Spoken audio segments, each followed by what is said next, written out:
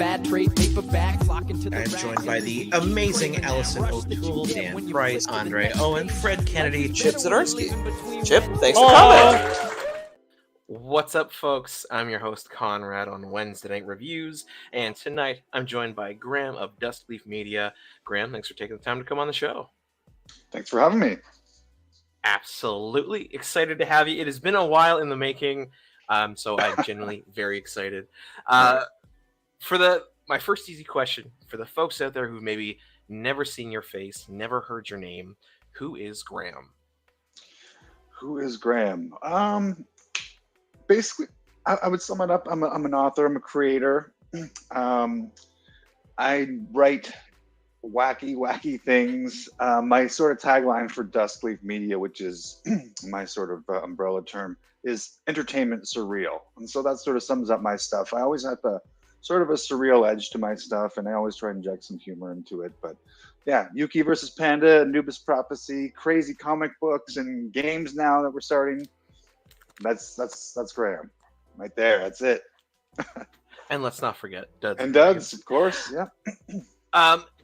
And I mean, only the part of my interview now would be, what is your current Kickstarter that you're going on?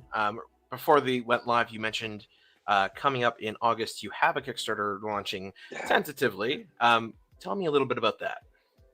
Yeah, awesome. It's right here, actually. Woo.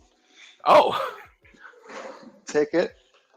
So where's my camera here? So this is the prototype Critter Force, and this is a game of cards and dice, and it features all the characters from my 3 different series. So I thought it was it has Yuki versus Panda, it has Anubis Prophecy, and it has Duds and Dragons. So I thought it was kind of a neat way. I've been working on this with my 2 boys for many years, just kind of shuffling ideas around and stuff like that. And then just the last year, it became serious. I'm like, let's do this. It's ready to go.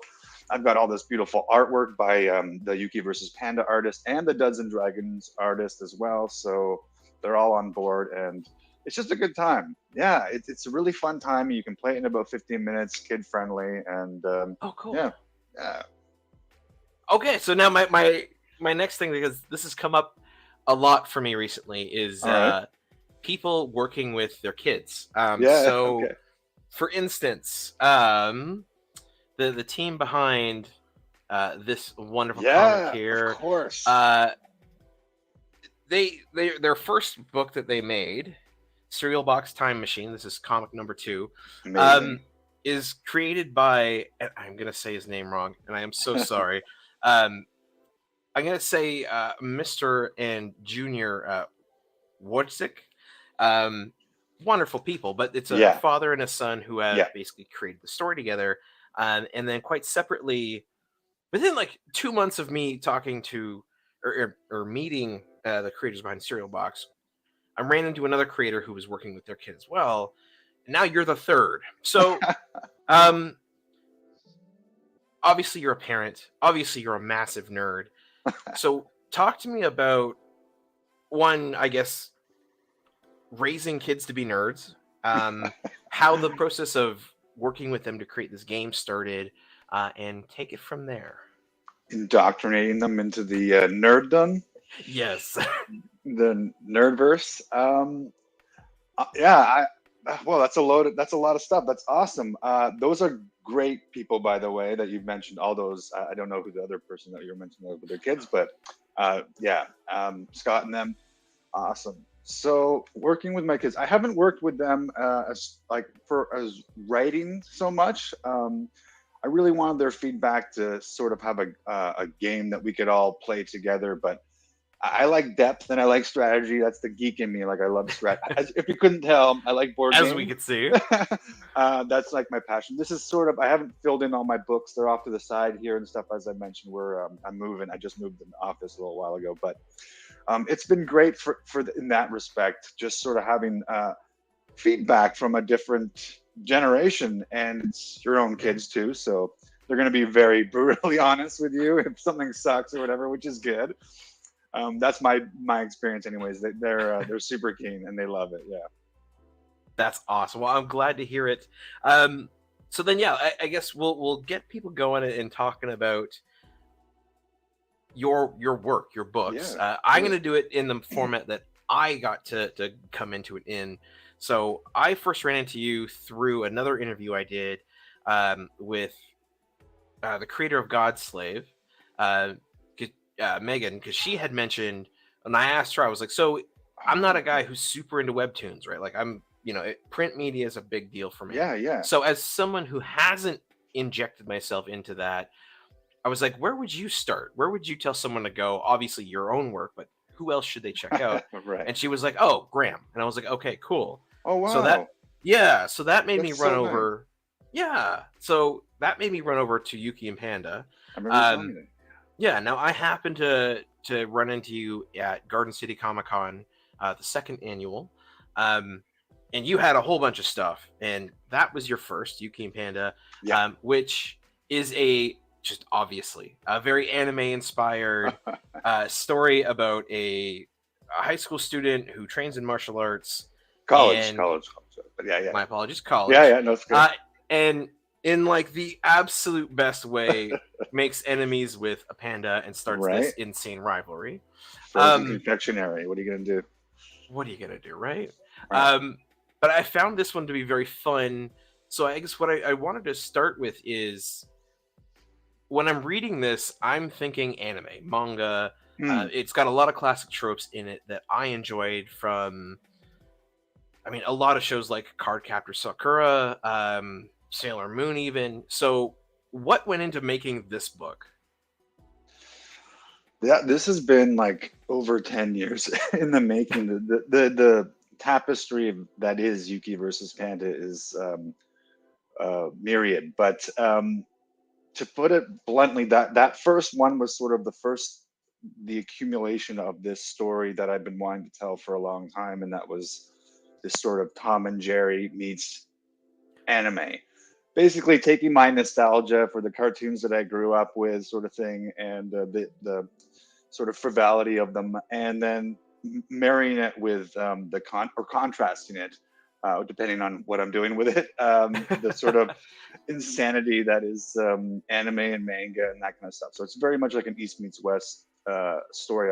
That's how I always pitch it, and that's how I always like sell it. So yeah, it starts off the first issue I always say is like, it's more like world building and character starting, because like my philosophy is you can't have like, if everything's extreme, then nothing's extreme. So you got to start where like things are normal, you know what I mean? And so then the extreme can become, you know what I mean? Like, because if everything's wacky and goofy, then nothing is wacky and goofy, because it's just that's base, that's the normal level here. But yeah, so I started off a little bit slow, and I wanted to bring in more and more chaos and craziness as each volume kind of went on. Thank you, Paul. You've done it. Yeah, I was gonna say. So we have a wonderful comment on YouTube. Paul Kemp says Yuki and Panda is a fantastic book.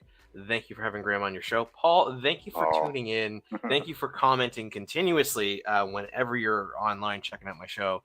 And yes, this is a fantastic book. It is strange. It is everything that like me as a kid growing up in, I'll say the early 2000s, because I was like 9 in that time.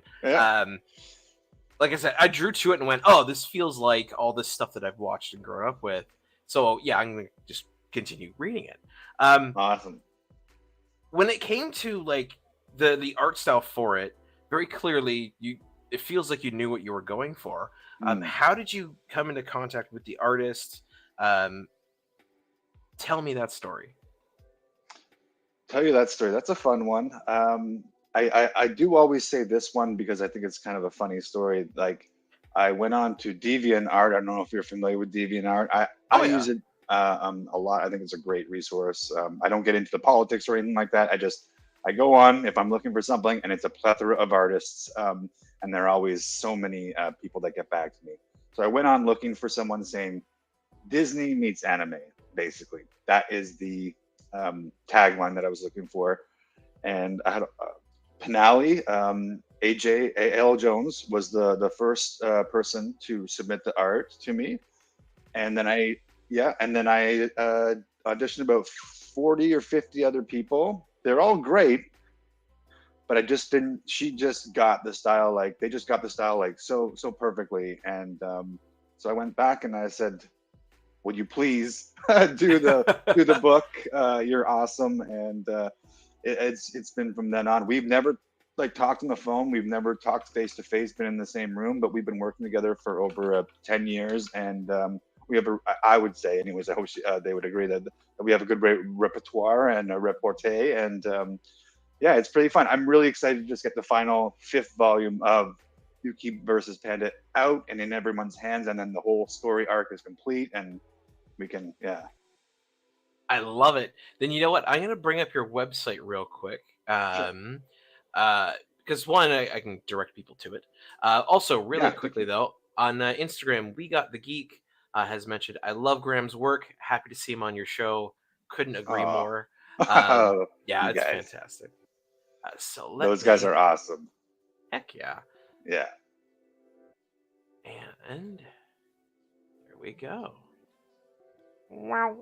So this is Graham's website, Duskleaf.com.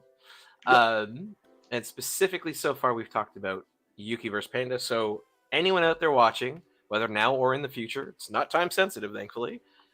You can get this for 21 Canadian. I'm assuming shipping on top of that. Just or like the Amazons and all that stuff. Honestly, I don't even know, like the prices vary so much, especially with the third parties that I can't control. So yeah, if you want it like just the same price that I can't control, from my website, but the other ones, that's not really up to me. They'll kind of change it up on me and stuff. But interesting. I have to update this too, by the way. But yeah, it's I got issue 2 of Duds and Dragons printed already, so that's got to be done. And I got issue 3 of Anubis Prophecy, so that's got to be updated too.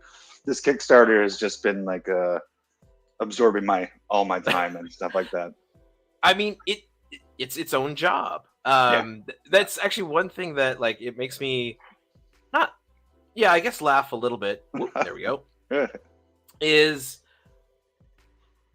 I see all these wonderful people put out all of this hard work and do the effort to make a comic book. And they're like, oh my God, like I wrote this whole thing. We contacted artists, we collaborated. It was wild. Couldn't believe I did it. It was so stressful and hard. And then they're like, but this like marketing thing, oh my God. Yeah. Oh my God, indeed. Yeah. So I feel for you, but I wish you all the luck, and I'm sure you'll get there. So I guess the next book then we'll talk about is the next one I've read of yours, which is Anubis Prophecy. So I've got the first 2 here. Awesome.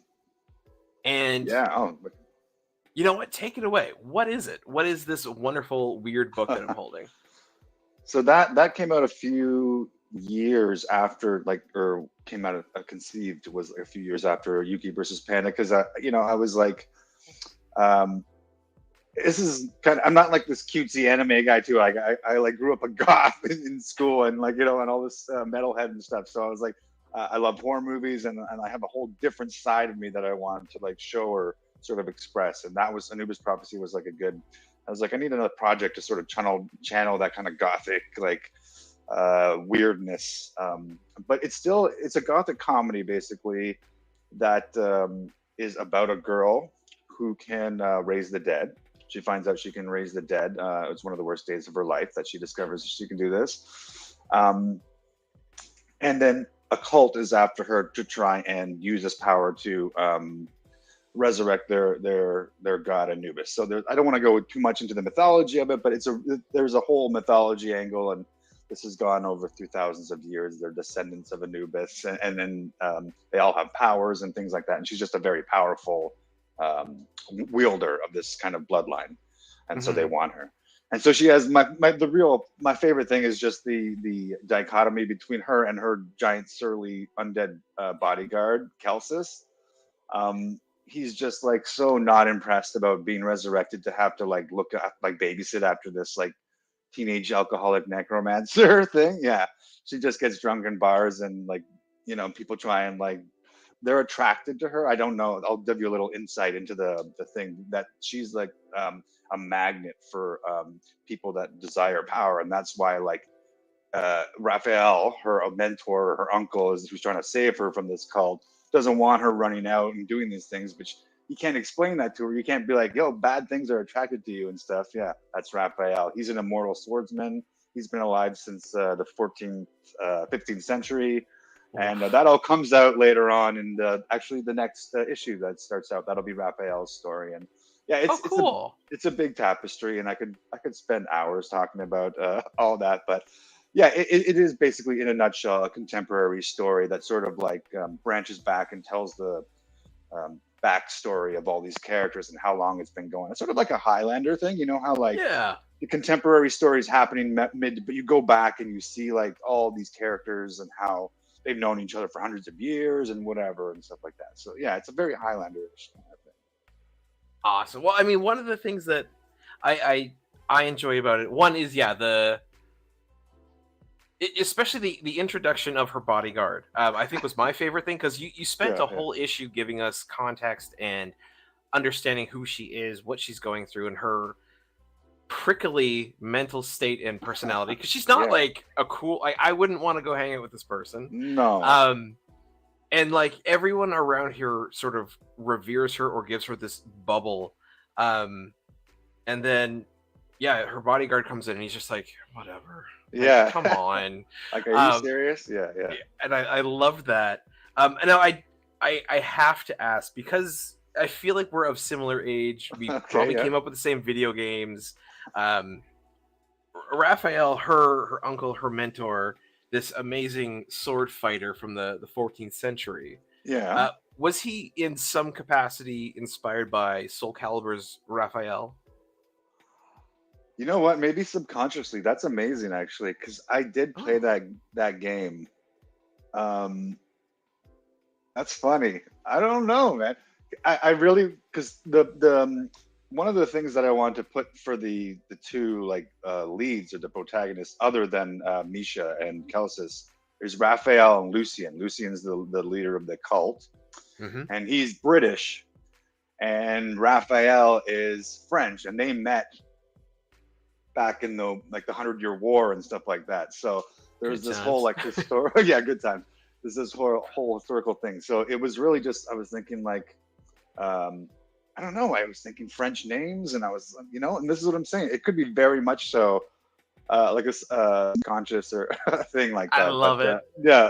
Not consciously. I will say that it's not conscious. Now, maybe like Raphael from Ninja Turtles or something. I don't know too, because you know what I mean. Like it's just kind of. Among media, among comics, and sort of everything else. Yeah, when you want to go with a French name. It's in that the absolutely, it sort of rings the bell, and it's like, hey, this is what Raphael you're probably gonna pick. One of those. Yeah, it's like, I didn't want to go too crazy with it or whatever, but just something about Raphael just kind of was like, that feels right. Yeah. Right on. And then I guess to move along again to the next book that I've come into contact from you is Duds and Dragons. Now, admittedly, I'm halfway through where the bag and board is where I'm at. Awesome. So I'm avoiding my own spoilers here. Yeah, okay. Yeah, number one. Okay. And tell me about this. What is this wonderful weird book I'm holding? Okay, without giving too many spoilers or anything like that, this is like one of my.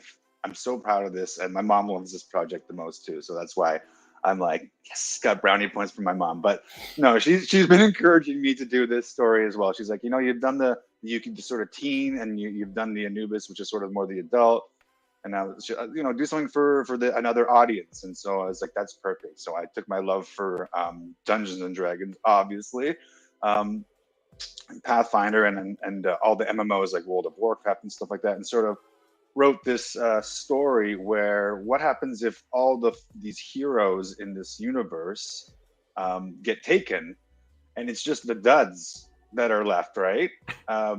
So these duds have to reluctantly sort of shuffle along and sort of save the entire realm, and it's filled with a bunch of tongue-in-cheek like references, like if you play Final Fantasy, if you play World of Warcraft, if you play Dungeons and Dragons, Pathfinder, Lord of the Rings, Harry Potter, if you like any of that stuff, like it's just cram packed with like tongue-in-cheek puns and little like inside jokes and things like that. But yeah, so we got these duds, and this is like a lycan. He's like a werewolf, and all of his brethren are, cool rogues and like gladiators and stuff like that. And he's like a vegetarian, like nothing. He can't do anything. And there's this the moon elf Zillow. I love her. Everyone loves her. She all she wants to do. You'll meet her in issue 3, but all she wants to do is like to hurt people, and all she can do is like heal them. So she's like our dud. So she's a complete dud as well. And then there's the target dummy who's Sai, and you meet him in issue 2, and he is a dummy, a target dummy who has to learn how to fight back for the first time. He's always just used to getting smacked around, and so he has to prove that he's not a dummy and he's actually smart. And they go on in a cool adventure, and I'm really excited. It's really neat. That's fantastic. Like I said, I've mentioned I have not read it, so I'm hesitant to ask a lot of questions. Sure, yeah. But one thing that's sort of come to mind automatically, just from having checked out the books as I have, and from the art I've shown, people sort of have been able to get a glance at it. Yeah.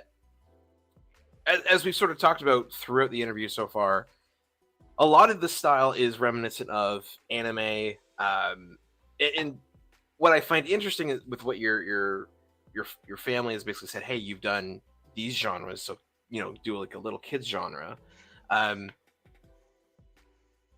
You've kind of art-wise hit what I would call like the shonen stuff with Yuki and Panda. You then go a little more adult. You get sort of a little bit of the Lolita fashion with Anubis Prophecy, which sort of like it. I forget the type, but touches on stuff like Death Note. It gets a little more mature, sure. And then with Duds and Dragons, it goes into a little bit of that, like, not chibi because their heads aren't like bobbleheads, but their heads are a little bit proportionately bigger. The eyes are proportionately bigger. A little webtoonier and stuff like. Like you kind of hit a field of animation style, or not animation. I suppose it's art, but illustration. Yeah. I mean, I wish I could take credit for that. I mean, those are the amazing artists. My talent, if anything, would just be to see that talent and sort of exploit it for my own nefarious purposes. But no, just to see that talent and think that it would just match the project perfectly. Like there's plenty of talented artists, but it just had to match the style. You know what I mean? Like that's really, it was about the feeling for me. And Anubis actually goes through different artists. It's the only book that I've done that has at least three different artists. So I think in issue 3, it's a different artist, and that'll be for the next couple issues, and then it'll change. And then, because that was just more of a slow burn project that I was working on. Interesting. Yeah. I mean, I got to pay these artists, and they're amazing and they're worth it. I don't make a ton of money, like, until like there's actually some kind of book, and even then I'm not making a ton of money, but you know what I mean? Like it's a lot of overhead up front, and so I got to do it kind of trickle it out a little bit slowly, because only so much on the tree grows at a time. Absolutely. No, 100%. I guess I'm curious, when it comes to the art, did you intentionally sort of match them to those sort of styles of genres of manga, like to intentionally have them span everything, or was it just, did it just come out of this will match this project? Like, I guess, how much the master plan was there? The only one with manga, I think, was really Yuki versus Panda. I really wanted to capture that Disney meets anime, like manga style. Anubis Prophecy, it just sort of happened. It did happen to be like sort of, I don't know if it was just the time that was a very popular like art style or whatever, but or maybe I just gravitated towards it subconsciously. I had just been to Japan and stuff like that, so maybe that'll help. That'll help. I was going through a little bit of a Japanese obsession. So yeah, I don't know. But, and then with Duds, I don't think there was any concerted effort to be any sort of like any manga or anything. It was really just, I just loved the way that Joanna drew the characters. It had that sort of fun, not so serious appeal to it that contrasts the more like stark stuff of Anubis, and the more maybe a little bit more like teen, like stuff of Yuki versus Panda. It sort of floats between cute and like serious stuff a little bit. So yeah, okay, cool. Like it's interesting because for me anyway, like checking out your content is interesting because I find a lot of people that I've interviewed and talked with who have multiple books out, they tend to be in a similar age category, I'll say, if not even stylistically similar. Like it's fantasy or and sci-fi, but they're both sort of genre fiction. Whereas you're obviously it's fiction, but you're sort of playing the field of like age brackets and everything. So it's interesting to see. I just want to. There's so like I'm such like a diverse person. Like if I'm doing role playing, I'm the druid.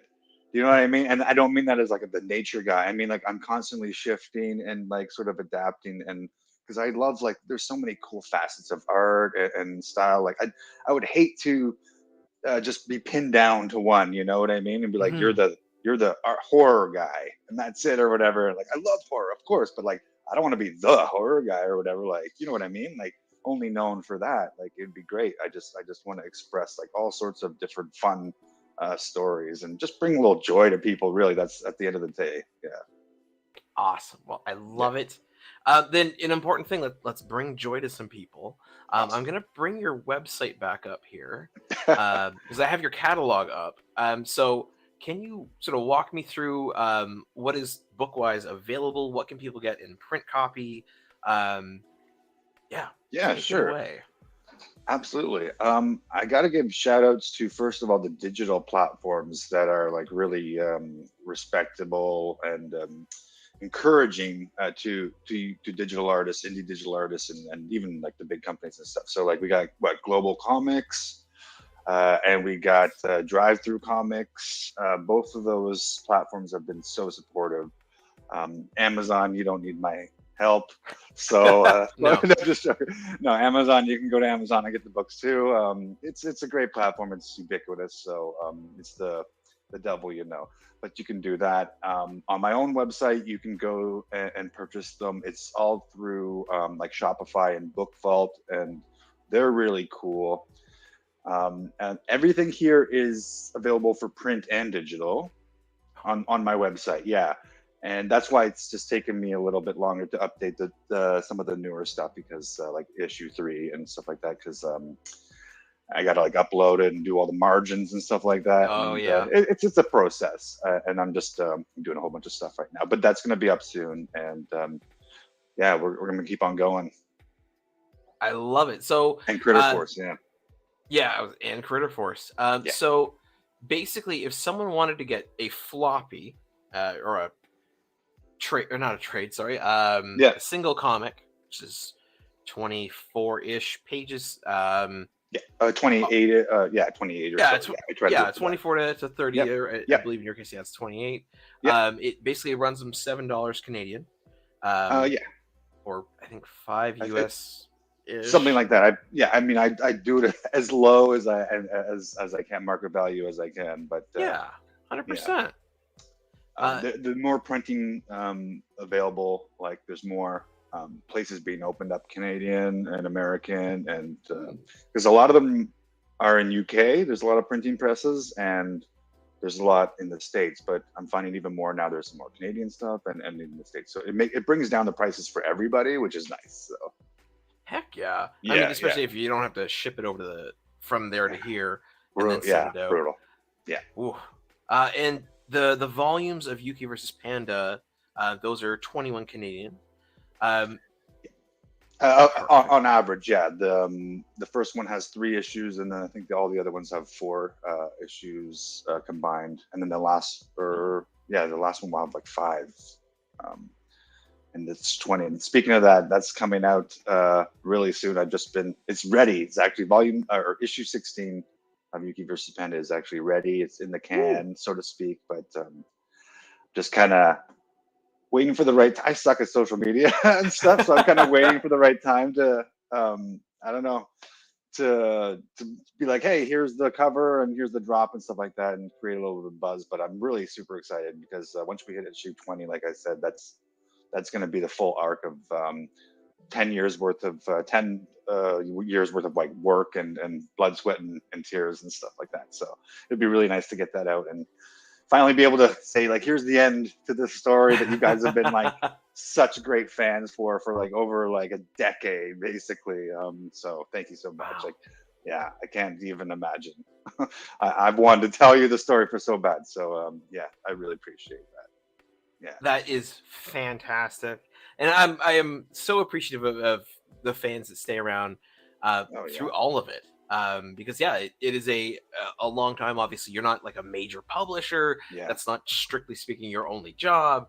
Yeah. So for you to be able to put that out like that, amazing. And then for them to be able to hang around, enjoy it as it comes out, much appreciated. Love the support. Another thing I want to talk about with Yuki and Panda is, yes, it's a comic book and a graphic novel, but you also have. I'm not sure what state it's in. The last time we spoke, you had basically a pilot, if I'm not mistaken, in the works. Right. Yeah. So talk to me about Yuki versus Panda, the web show, the TV show. What is it? Yeah, that's TBD at the moment, but I'm hoping it's going to be a series. We have a full pilot now, so we actually got a grant to do a trailer, and that's the first thing that we did. We did sort of a trailer and put it all together, and then we did a short. We got another grant because we had a proof of concept, and we were like, and Canada's very good. Yeah, Canada's really good if you know how to wheel and deal the agencies. There's a lot of money for them. It's not me personally, but Andrew Palmer, who was the producer and looking after all that stuff, really knew what he was doing. He helped us out, and he was like, I love the story, and so let's do it. So we made the short as well after the trailer, and then that got shopped around to like short film festivals because it's basically like 3 minute like little mini movie, right? It's called what was it? That Escalated Quickly or something like that. It was it's on YouTube, and it's about basically Panda tries to sabotage Yuki's theater experience, and she just kicks the crap out of him, and very Tom and Jerry-esque, very like Adult Swimmy. And then we got the grant to do a full 12-minute pilot. Wow. And then we did that, and that's just being shopped around now. And we're going to be showcasing it at the Rob's Film Festival, the Cadam Film Festival, or I can't remember the name of it right now, but it's going to be there. And so we're hoping that someone's going to be like, hey, let's pick up a couple episodes of this and see what's going on. Yeah, if anyone's out there, we got the models all rigged. It's all done. All we need is like, I guess a little bit of the funds to. I was going to say little funds to pay some animators, pay some voice actors, get them going. I while you were talking about it, I've Googled it. The trailer I have found is from SourcePoint. Is that correct? Yeah, it's from SourcePoint, and it's also the exact same one from Synapse Productions. If you go on actually like the Yuki versus Panda website, you'll also get the other one, That Escalated Quickly, but either one, SourcePoint or that, they'll both have the trailer do exactly the same. Yeah. Perfect. Yeah, there you go. Yeah, that one right there. Awesome. So folks can go to Yuki versus Panda right on YouTube. Yeah. And you'll find it. It's got a nice link to Synapse Productions, and they can enjoy the trailer as well as That Escalated Quick. Oof. And I want to show the 12-minute pilot. Like it is like gives a full, complete story. It's very juicy, and it makes you want to watch more and stuff. But we don't want to spoil it, I guess, if we want to premiere it on a network or whatever. So absolutely, yeah. I hear you. Well, you know what? 100%. Right. Really quick then, so that people can follow up with that, because I'm sure you will post about it when the time comes. Sure. What are your social media links? Where can people find you? Yeah, Duskleaf Media, pretty much across the board, is always will find it because my name's a little, the last name's a little long and it's a little weird. There's eyes popping up in places and stuff. So it's just Duskleaf Media, media on Instagram, Facebook, the Twitter X, the TikToks, if it's still going to be a thing in a year, all that stuff. Yeah, it's all there, Duskleaf Media. Love it. Well, I'm not going to play the trailer or anything, but folks out there, again, Yuki versus Panda right on YouTube. Go check out the stuff. And yeah, it's a lot of fun. It was a lot of fun. Yeah, follow Graham. Wait for the full 12-minute short. And then who knows? Maybe we'll have an animated show after this. Yeah, wouldn't that be great? Wouldn't that be great? Insane. Yeah. One thing that, like, now that I come to think about it, and I love the way you've introduced it in the first couple of first issues, is Panda, his story, which is so unfortunate. Right. For those out there, basically Panda, this stoic, I guess would be my favorite word. This gentleman here with a missing chunk of his ear, has like the most innocent background story in moves about the world in like the most traditional, like Ronin-esque way I can think of. Of all the ways that you could have portrayed a what made you want to portray him like that? Like this, well, like I said, stoic, sort of isolated, honorable creature. Yeah, well, the thing that I always wanted to do with Yuki versus Panda was, and what I love in my own like medium that I like to consume my media, is stories that are not like the black and white. I think that's why like the rise of shows like Dexter and all these things where it's Sopranos, like the anti-hero. It's more interesting to look at characters that aren't perfect in one way or another. They're not like the good guy and the twirling the mustache bad guy. Like it's like there's the grays, the real grays in the muddy waters that exist in real life. And that's sort of what I wanted to do. I didn't want Yuki to be the good guy and Panda to be the bad guy. I wanted you to be empathetic towards both of these people, particularly Panda at first, because he's on the attack through most of the book. So you have to kind of set him up earlier as an empathetic character and why he's doing this. Otherwise, you're just like, well, this Panda's kind of a dick. But well, I mean, it worked, by the way. Yeah, because it's like, he has some serious issues. Like she really did something to him. But so that was it. And another way that I want to portray him, and I've said this a couple times, is the Max was like a huge influence in my comic book experience and even in my television animation experience as well, because I found him first on television and then I explored the comic books. And I have all the floppies, all the trades. I have right here the Max Arkham Dreams with Batman in the back there. I haven't read it all the way through, just a little bit right now, but yeah, and Max is sort of like the Panda, I find. Like he's sort of this homeless, like stoic, wants to do good but kind of messes up kind of stuff. But he has issues too. So yeah, I was kind of wanted to bring in that element, because that was really the hardest part, is finding these identities for these two people that would be sort of the center that I could kind of work the characters around. Because you're like, who is this Panda? I don't know. Who's this girl? I don't know. Like. So those kind of things helped me. And for Yuki, I really gravitated towards this movie called My Mighty Princess. It's a Korean film.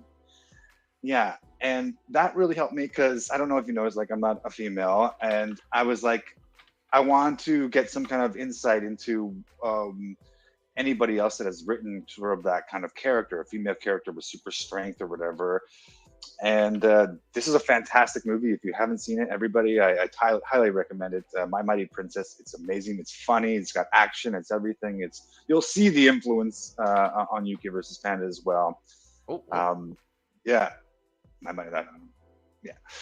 There we go. There you go. Yeah, it's really, really funny. She's just this bumbling, super strong girl that's trying to get the affection of this normal like boy, and then all this stuff happens and stuff. It's very, very akin to Yuki versus Panda. Different stuff and everything, but yeah, it's sort of the pastiche is the same. Yeah, I like it. it's one of those things where like it's kind of a in an interview like this. I find it truthfully terribly boring when someone's like, what inspired you to write or what inspired you to make the character?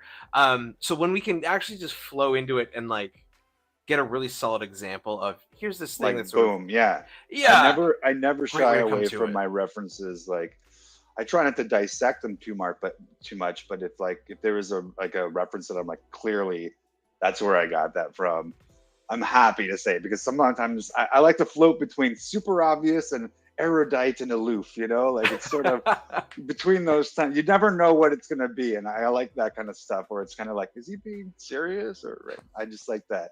Keeps you on your toes, right? You never know. Keeps you interested. Absolutely. That's awesome. You know what? I think for my next question, Graham, my next curiosity, because we're getting sort of towards the last half of the interview, the latter half. Normally I would, if it was a Kickstarter, I'd say, well, how can people get it? Where can they follow you? We've kind of covered all that information. But one thing I am curious about, because you've got quite a few comics out, obviously this is what you do, this is what you love. Where is it that people can find you? Like, are you planning on going to, say, Fan Expo or I think Niagara Falls Comic-Con is soon? Yep, that's coming up. So are you going to be attending any of those shows that people could come and get physical copies, meet you, get them signed, all that fun stuff?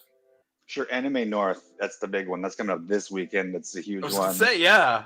Yeah, I'll be there. I don't know about Friday, for a little bit on Friday, but for sure Saturday and Sunday. It's going to be a party. It's going to be a lot of fun. I love Anime North. It's so cool. It's so different than most of the other cons that I do. You know what I mean? For better or for worse, it's just so different. And I love doing it. It's a great show. The weather's usually nice. I hope it's going to be nice today, but there's just parties and fantastic cosplays and just candy, just like amazing kawaii everything. So yeah, it's cool. I'll be there, and I'm going to be doing some the Pop Culture Canada shows. Dave runs an amazing show. I love those shows. I want to get back into those, and I'll be at Ottawa in September. Oh, cool. Yeah, so we got a couple on the lineup here. Like I said, I suck at social media. I got to really get better at broadcasting where I'm going to be, and I really make a concerted effort to do that. But it's hard. Awesome. Then you know what? I am very curious. I went to Anime North once. Okay. God, I want to say 10 years ago or longer. Because the voice actor. Well, he's been in a lot, but I know him as Duo Maxwell from Gundam Wing. He was making an appearance, so I could go meet him, have him sign my DVDs, and I was like, for those who've gone to Comic-Con, for us comic book nerds out there, the folks who would follow the content I put out, what's the difference? How would you describe Anime North compared to Toronto Comic-Con or Fan Expo? And what kind of stuff would they see there that they wouldn't see at the comic events? Yeah, that's a good call. Well, for one thing, you'll probably see more maids, more like anime maids than you've ever seen in your life at Anime North. That's a big thing. They have the cafes and stuff like there. Oh, cool. Yeah, sometimes. I don't know if they're doing it this year or whatever, but on occasion they have had that. The cosplays are just, because the animes that they're cosplaying are so outrageous. You got Attack on Titan and like all these different things where it's like amazing. Like the swords are 10 feet tall and the robot outfits and just the amount of work. And I know you see that at other cons like Groot, and like I've seen some incredible things, but it's just I think it's more of an aesthetic thing. There's a lot more sort of robots and things that you would find more in anime, but it's just the vibe. It's just a little bit of a different vibe. Not better or worse, just like a different vibe. Yeah. It's just a different fandom, you know what I mean? Like, yeah, it's just a different group of people enjoying the stuff that they love in the way that they love it. Which is like the karaoke and the singing and the choreographed dance numbers. I mean, this is a big part of it too. Yeah. You're walking around, you're going to be seeing people like doing like coordinated dances, and you're just kind of like, okay, I don't know what that's from, but it looks fun. All So right. that's something. Yeah, that's something different. The dances and stuff, and when again, the last time, the one and only time I've been there was a long time ago. I remember having more breathing room than at, say, Fan Expo specifically. Do you find that's still the case? Because I feel like you've certainly gone more recently than I have. It can get pretty like sweaty and crampy in there on a Saturday, but it's not ever like bad. It's just there's a lot of people. It's a con. But it's not a Fan Expo. Yeah, I don't want to like disparage anybody, but I felt like I've done like the Toronto Comic Show and stuff like comic book show, and I find it that at a certain point, there's just no one can even stop at your table because they just have to keep on moving because there's only 2 lanes of traffic and there's no room to stop. So people are like, you're kind of just like, hey, do you want to? Okay, bye, thanks. Okay. So it's a little, and you're kind of smashed in there in sardines, and I get it. It's a big con. They got a lot of big names and everything like that. So, but I prefer the smaller cons though. Yeah, to be honest. And so Anime North is probably on the medium to bigger side, and that's as big as I like to get usually. But I mean, if New York Comic Con or something like that invited me to, I mean, yeah. Let's be honest make an exception. Yeah, of course. But as far as like me being like the humble vendor or whatnot, I like prefer the smaller, medium-sized shows for sure. Interesting. Well, I will say, and again, not to disparage anyone, the absolute best time in recent years I've had at Fan Expo was during the pandemic in I want to say, if I'm remembering correctly, 2022. Okay. It got pushed a few times, and it was like 2022 in November. They had a show where they limited it. Yeah, they limited it to like 20,000 people. Yeah. And so there was just all this room, and it was like, okay, cool. Like I can, at my size, like I'm 6 foot, I'm a big guy, like 300 pounds, so like I can move, and I'm like, oh, this is nice. So this is sort of what I'm now picturing. Yeah. That being said, if folks are going to Anime North this weekend, where can they find you to go pick up, say, Yuki and Panda or Anubis Prophecy? Yeah, I'll be in the vendor section, actually, not in Artist Alley. Artist Alley is fantastic, and there's a whole bunch of amazing artists in there. But my buddy and Michael, who is Dr. Zolter, he does he does like custom like Nerf guns and stuff like that. He loves doing that. He shared my table. He offered me a table. I don't know what it was, like 7 years ago or something. And I was like, yeah, sure, I'll do it. And from then on, we've been doing it like every year together. We have a blast. And so we'll be in the vendor section, and I'll probably he always like loves to share his table, and I kind of love that. Like I never know who I'm gonna. It's like a potluck. Like almost I'm gonna show up and we'll all be splitting the table a little bit and just have a good time. And so it's gonna be fun in the vendor section. In the vendor section, perfect. Because that sounds like a great way to actually do a con. Yeah. From my knowledge of, say, Fan Expo Canada and stuff, I'm sure it's a great way to save a little money on the table. You get to hang out with a friend and be there all weekend with them, chat, catch up, do all the fun things, plus 100%. Then see all the stuff. 100%. Man. Awesome. Yeah, you can take care of each other's table when someone else wants to go wander. You just hold down the fort. Yeah. Beautiful. Great teamwork. Then, Graham, we're in the last 10 minutes or so. Now, a fun question I like to ask, and given your background, I feel like you might have a very hard or very easy time answering this. Often those who make comics were nerds. Often nerds are collectors. And as myself here, I have quite the collection. I don't want a full tour of your collection because that would take probably another whole hour or more.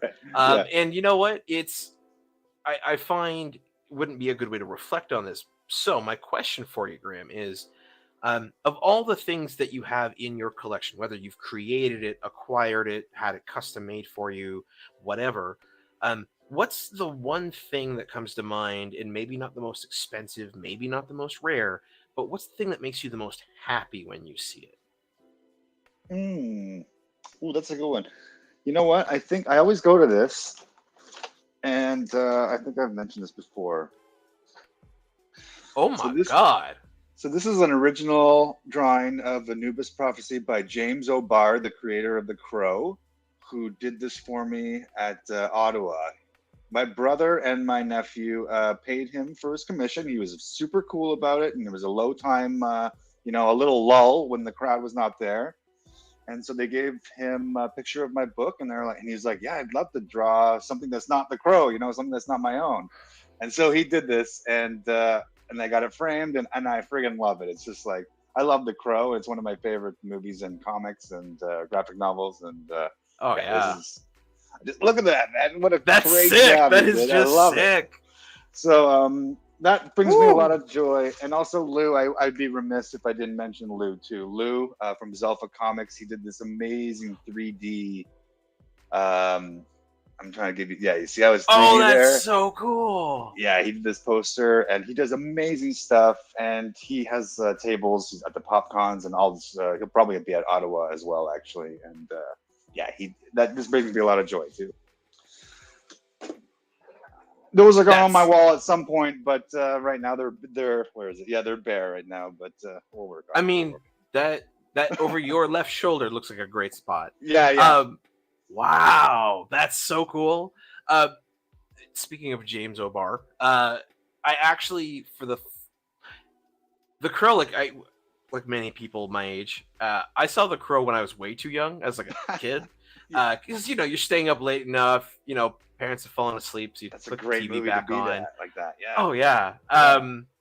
And I always remember absolutely loving it for a few scenes. For instance, like the when he says, the mother is the name of God in the eyes of all children, and he helps the removes the lady remove the drugs out of her. Yeah. I love that scene, and to today it is pertinent in my mind. And knowing it was a comic, right, as I started getting into this, I was like, I should really read that. Yeah. And I never did for whatever stupid reason. Well, okay. Not too long ago, like within the last year, I was going in a comic shop and they were having a sale and they had the special edition of The Crow, and I was like, well, whoop. There you go. And I read it. I fell in love with it way more than the movies, way more than the TV shows, which I'd watched. It's different. It's very different. Yeah. Yeah. And so I guess my question in all this, because it's cool to share that, we both love The Crow and James O'Barr's work. I guess my question for you is, and this is something I'd actually like to ask James O'Barr, but I'd love an opinion from a fan who's also a creator. Sure. There is an emphasis in The Crow on dance, on expressive art-based dance, not just dancing. And that is decidedly absent from all other forms of media except the comic. Like, you don't see him doing the dancing in the movies, the TV shows. And for me, there was a lot of symbology in that, which I found exactly. So I guess for my interest, Graham, when it comes to someone who's created, you've delved into different art forms and different age ranges. How do you feel about the visual and audio media of The Crow compared to strictly the comic, and sort of the differences? Oh, like the original film, and versus the comic. I'll say the film, the TV shows that have come out, because some of those are really good, but again, I'm remembering through kids' eyes. Yeah, compared to and they have a hard time. Like, those are some big shoes. Like, I think automatically any fan of The Crow would be like sort of dismissive of the program, perhaps. I can't even remember, to be honest, to give you an opinion one way or the other, if it was good. But I know the movie is a different beast altogether, and I think Brandon Lee is the reason for that, right? Like, had there not been the tragedy, had there not been, the movie may have not had the success or the I don't know, the infamy that it had. Just sort of like, there was a lot of, not that it wasn't a great movie. I mean, obviously we both love, like, I love the movie and stuff. It's great, but I don't know. It's very different. And when you have a movie, this is one of the things, when I used to be in film and television, and then I moved into doing writing, just like and working with an artist. Film and television is a collaborative process, and you get a lot of like, for the better or worse, again, like you're going to have a lot of like people contributing to the project, and it's a team effort. I think there's less people involved in comic book production and that kind of stuff, and so there's probably more of a chance for a singular vision to sort of to come out. There's certainly filmmaker auteurs. I mean, obviously, it's, Kubrick, Lynch, all these people. Oh. But it's still I think even they would agree it's a collaborative effort. You need like the musician to bring that feeling, and you need the lighting and all these people that you have to trust. So, and there's just more of them, I think, in film and television. I think so in the process. So, as far as the story goes, it's probably more of a raw, emotional, unfiltered story in the comic books that we get, based obviously on the real life tragedy and all that stuff. And whereas the film is more of an artist's rendition of that. And it has a cool soundtrack, and it has Hell yeah, it does. But I love them both, but they are different. I don't think it's fair to even they're different mediums, different beasts for sure. Good answer. I like that. Thanks, it's one of those things that because the trailers have come out for the most recent reboot. Which again, I don't know what to feel about that. Yeah, same. Like for me, as someone who is not into theater terribly a lot, like I don't shy away from it. It's just not something I pursue. Yeah, sure. Having read The Crow. And for me, for whatever reason, the parts where we see the crow dance, there was something really powerful about that. And then I have to go back and look at this. I don't remember the dance. It's been about 10 years since I've read that comic. Exactly. Like it's one of those things where it's so old, and that sounds so mean to say, but it is such an old book that is so impactful that like anyone making comics has probably read it because it's one of those highly important books. But when I compare that to my memories of the original films with Brandon Lee, to the TV series, and now to the trailers that I've seen of the newest one, I'm like, it feels more like you've given John Wick superpowers and he doesn't have to worry about being shot. This is the message kind of like gets lost a little bit. It sort of gets watered down with every retelling, perhaps, or I don't know, like, or amped up for that decade of how like they consume entertainment, right? Like, for us, Matrix or whatever or Jean-Claude Van Damme was enough, but now it's like you need more. And I love it. Don't get me wrong, John Wick's amazing, but you got to keep on upping it up. Interesting. Well, thank you for your opinion on that. It's it's just an opinion, but I'm reserving judgment for that new film. But my first initial reaction is just it's an interesting take, is what I'll say. Like the color palette and everything, it seems very, very bright and vibrant for a gothic story. But maybe they're going to contrast that or something. I don't know. But like, I don't know. We'll see. It's very contentious. People are very opinionated, one way or the other. I don't know. I don't know. People go watch the trailer, then go watch the movie, and then talk about it, because I can't speak unless I see it. That being said, Graham, we are at our hour. We're 45 seconds away. Wow, where to go? So one last time, do me a favor. Let the people know where they can follow you. Let them know what, say, Volume 1 of Yuki and Panda would run them, and how to get it, and take it away.